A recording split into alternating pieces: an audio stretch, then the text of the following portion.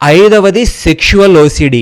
ఈ sexual OCD అనే topic ఏంటంటే ఇది చాలా కాంప్లికేటెడ్, కాంట్రవర్షియల్ టాపిక్ అనమాట. చాలా నైవ్గా మాట్లాడాలి కాబట్టి పద్ధతిగా మాట్లాడి మీకు అర్థమవ్వాల్సిన సబ్జెక్ట్ అర్థమయ్యే విధంగా చెప్తాను చూడండి.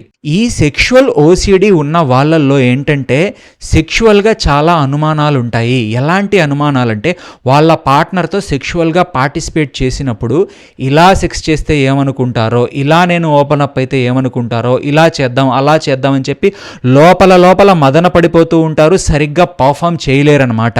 అండ్ మోర్ ఓవర్ ఈ సెక్షువల్ ఓసిడి ఉన్న వాళ్ళల్లో వాళ్ళ సెక్షువల్ అపీల్ గురించి వాళ్ళే ఇబ్బంది పడుతూ ఉంటారు.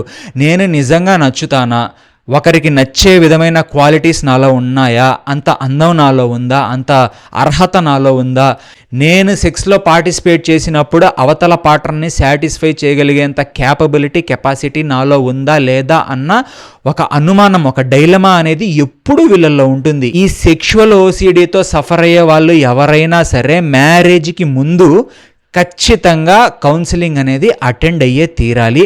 అటెండ్ అయితే వాళ్ళకి చాలా మంచిది.